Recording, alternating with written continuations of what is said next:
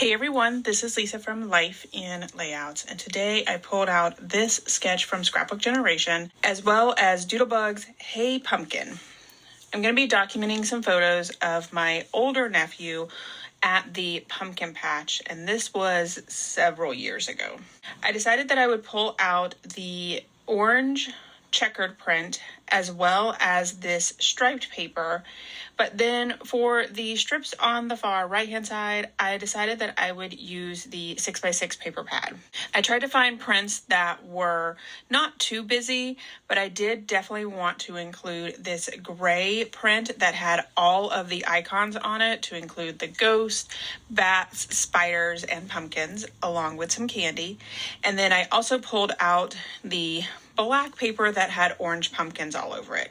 I did struggle trying to find one additional print, so I decided that I would pull out the citrus Doodlebug petite print to add another color. And I also decided that I would use the plaid print in the green as well. I then pulled out my Stampin' Up! Banner punch, and this is a retired punch, but I do believe that you can find it secondhand on stores like eBay and other places like that. I have both of these banner punches. There is one that does 1 inch, 1.5 inches, and 2 inches. And then this one does 1 inch, 3/4 of an inch, and 1/2 inch. So I put a banner on both sides of the strips, and I am going to cut those in half so that it does appear like the strips are longer than what they are. I then cut down all of my photos to a 4x4 except for the one photo of Malachi in front of the growth chart. And then I laid the photos out on the layout as they are in the sketch. And then I pulled out this stripe paper, and I believe I said the same thing in the spider web layout that I did, the Caught Having Fun layout. That particular layout had a ton of green, and I felt like the striped paper with the pink, orange, yellow, and blacks really was able to highlight that green, but also bring in all the other colors. And I feel like something similar to this one. This one has a lot of orange, not only with the paper, but also all of the pumpkins in the photos. And I felt like having that 1/4 inch stripe really did bring in all the other colors and really made that orange pop. And this is where I cut down the strips. And even though I thought I was cutting them in half, it really wasn't in half. The top strips are actually longer than the bottom strips. And as I add all of the paper down, let me just tell you a little bit about these photos. The Green Meadows Farm is a farm that has been around for a very long time. I remember going to Green Meadows Farm on a field trip when I was just a little kid in elementary school. The farm was owned by a family, and once the parents passed away, the children decided not to keep it up, so the farm no longer exists.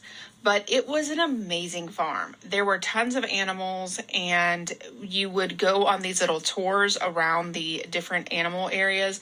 You could play with the chickens and the baby ducks, and you got to hold the older chickens. Malachi loved chasing the chickens around in the little chicken coop. It was just always a great time. We always got annual passes, and we would go and just spend a couple hours out there.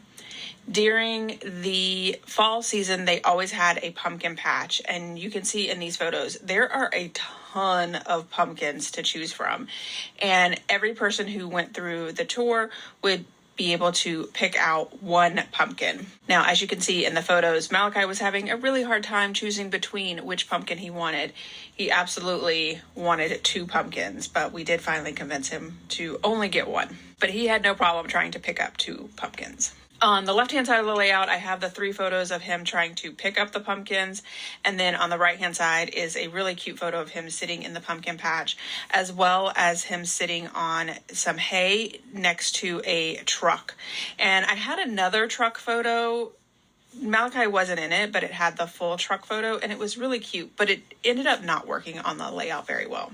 So I went ahead and put the stripes down on the left-hand side, and I added it to the right-hand side, but I probably should have added the strips of paper down before I added the stripes, because I'm going to cause myself a lot of stress here in just a few minutes. Once I get the top stripe down, I do decide to go ahead and add that photo of Malachi with the growth chart, and that is up on Fun Foam, so I do use some liquid adhesive, but I do have to pull that up in just a minute. You can see here that I'm going to go ahead and lay out the banner strips on the bottom, and this is where I realized that I probably should have laid the banner strips down first, because the banner strips aren't actually even, and I wanted them to appear even. So what I decided to do was I started in the center, and I am using the bottom banner parts to make sure that these banner pieces are lined up. And as I'm laying these down, you can absolutely see how much of the banners are covering up that stripe strip. So I do decide to pull out my T-square ruler, and I'm going to cut down these strips so that they lay right below the stripe strip, which was actually pretty difficult because I wanted to make sure that I didn't cut the stripe strip. And I sometimes cut my paper, and it's usually not that big of a deal because it's usually just the back piece of the paper, but this was actually a piece of paper that I wanted to show through. So I was really surprised that I did not cut through it. But once I got to the top part, I decided that it was probably a better idea to pull the strip up. So I do pull the strip up, and then I also have to remove that 4x6 photo. Luckily, it was adhered down, but it wasn't too stuck. So it did come up pretty easily. And then I started to add all of the strips down. And again, you can see that they are definitely not even. And I still have to pull out my T-square ruler and X-Acto knife. Even though I laid the strip back down, it still was longer than that. But there was only a couple of pieces that I had to cut through, so it wasn't as bad as the bottom one. Once I got all of the strips cut out, then I did go ahead and adhere my photo back down using my liquid adhesive. I then pulled out my Tim Holtz ruler and started to poke some holes. I decided that I would not put stitching on every single strip, so I added it to the two far left ones, the yellow one and the plaid one. I skipped over the pumpkin, and then I added it to the green one as well as the black stars. I skipped over the other icon, the gray one with all the icons on it, and then I added it to the orange plaid. I skipped the polka dots, and then I added it to the black stars. I did pull out my threads and match them up. And I've mentioned this in other videos. This is the box that I use to transport all of my stitching tools so that I can stitch in my living room or in my bedroom, depending on where I want to hang out. I did stitching offline, and I slowed the video down here so that you can see all of the details of this stitching. I really like the pop of pink against that black paper with all the stars on it. I then had these two 2x2 photos that I definitely wanted to use as well. The sketch does call for 2 photos to be on the right hand side of the layout, and I looked through the 6x6 paper pad, but I really couldn't find anything that I liked, so I decided to pull out the petite prints in the orange. I was going to use the plaid just like the background paper, but then felt like it was a little too large, so I turned it over and I decided to use the linen style. I feel like that is the best when you are matting 2x2 photos because that print is really petite. The sketch calls for the 2x2 photos to be on the left-hand side of that 4x6 photo, but I just didn't have enough dead space in that photo to add those 2x2s and have them overlapping. So I do end up adding them to the right-hand side of that 4x6 photo. And I think that it looks perfectly fine there. I do end up adding one of the photos down flat as well as putting one of them up on Fun Foam. The 4x6 photo is also up on Fun Foam, so it did take me a few minutes to figure out the configuration and make sure that the Fun Foam was just at the bottom of the photo and then kind of going up the side, since it was overlapping a little bit of that 4x6 photo. I then used some liquid adhesive to add that down and then added my stamping block on top of it to add some weight. I then started looking through the embellishment packs, and I did find a pumpkin with a cat and a ghost, but I found another pumpkin that had a lot more florals, and I felt like that would bring in a lot more color than the first one that I laid down. The sketch does call for a little piece over on the far left-hand side, and the journaling is in that area. I knew that I had too much journaling for that section, so I just decided that I was going to use that gray print that had all of the icons on it, and I knew that I could use that as a embellishment cluster starter. I did decide to add another pumpkin with the black cat to that section as well. And then I do add some adhesive to the top embellishment piece because I do have a little bit of adhesive on it to make it stick to the page protectors, but I want to make sure I have enough. So I do add additional ones before I put them on my layout. Over on the far right hand side, I did add that green tag that says Hello Pumpkin, which I thought was perfect since Malachi was holding a little pumpkin. I then pulled out the puffy stickers, and I'm adding several puffy stickers throughout each one of the clusters. I added some spiders as well as a ghost.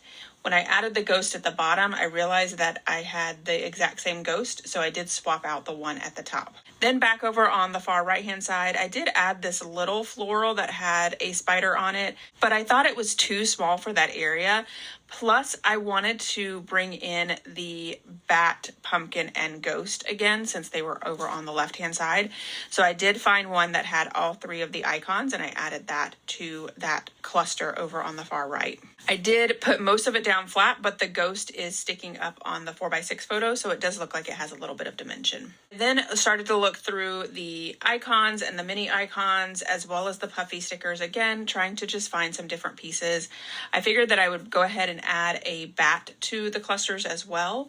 And then I pulled out the stars. This collection has a ton of stars. You can see it almost takes up the full sheet of page protectors.